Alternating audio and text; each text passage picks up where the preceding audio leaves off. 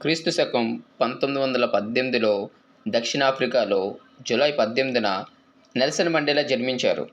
చిన్ననాటి పేరు మడిబ్బా, కానీ స్కూల్ టీచర్ ఆయనకు నెల్సన్ అని పేరు పెట్టింది.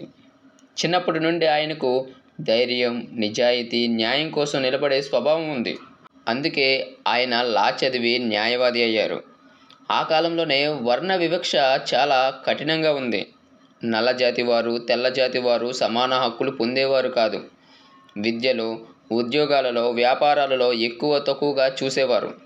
ఈ అన్యాయాన్ని చూసి మండేలా ఆఫ్రికన్ నేషనల్ కాంగ్రెస్ అనే రాజకీయ ఉద్యమంలో చేరాడు.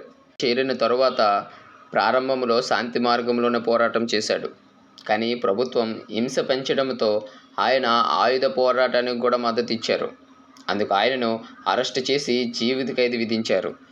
జైలులో కఠినమైన శిక్షలు అనుభవించాడు. రాతి గనుల్లో ఆయన పని చేయాలని బలవంతం చేశారు.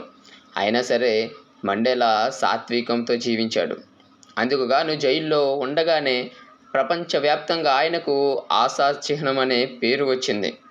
1990లో ప్రపంచం మొత్తం ఒత్తిడి చేయడంతో దక్షిణాఫ్రికా ప్రభుత్వం మండేలాను విడుదల చేసింది.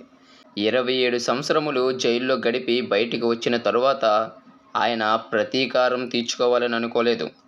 తెల్లవారు, నల్లవారు కలిసి శాంతిగా జీవించాలని ఆయన సందేశం ఇచ్చాడు. ఆ తర్వాత 1994లో దక్షిణాఫ్రికా తొలి నల్ల జాతీయ అధ్యక్షుడయ్యాడు. ఆయన అధ్యక్షతలో వర్ణ వివక్షను తొలగించాడు. శత్రువులను శత్రువులుగా కాకుండా స్నేహితులుగా మార్చారు.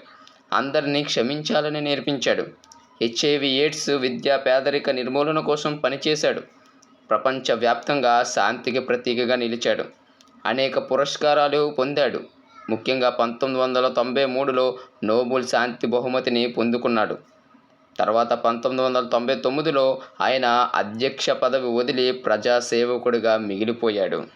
డిసెంబర్ 5, 2013న 95 ఏళ్ల వయసులో మండేలా మరణించాడు. ప్రపంచ నాయకులు, లక్షల మంది ప్రజలు ఆయనను ప్రపంచ తండ్రిగా గౌరవించారు. ఇక్కడ మనం అర్థం చేసుకునే విషయం ఏంటంటే, మండేలా తన సాత్వికంతో, క్షమతో, ధైర్యంతో ఒక దేశాన్నే కాదు, ప్రపంచాన్నే మార్చాడు. ఇలా జరుగుతుందనే యేసుక్రీస్తు వారు మత్తయి సువార్త 5వ అధ్యాయము 5వ వచనములో సాత్వికులు ధన్యులు, వారు భూలోకమును స్వతంత్రించుకుందురు అన్నారు. అనగా భూమి మీద సాత్వికంగా బ్రతికిన వారి పేరు నిలిచిపోతుందని అర్థం. నెల్సన్ మండేలా సాత్వికంతో బ్రతికాడు గనుకనే ఆయన పేరు ప్రపంచంలో నిలిచిపోయింది. ఇలా ఆయన ఒక్కడే కాదు, మరికొంతమంది సాత్వికంతో బ్రతకడం వలన వారి పేర్లు కూడా ప్రపంచంలో నిలిచిపోయాయి. యేసుక్రీస్తు అనే పేరు అయితే తెలియని వారంటూ ఎవరు ఉండరు. కాబట్టి మనం కూడా వారిలానే బ్రతకాలని, మనం లేకపోయినా మన పేరు చరిత్రలో ఉండాలని కోరుకుంటూ, ఇలాంటి మరిన్నో వీడియోస్ కోసం ఇప్పుడే మన ఛానల్ని సబ్స్క్రైబ్ చేసుకొని సపోర్ట్ చేయండి. God bless you.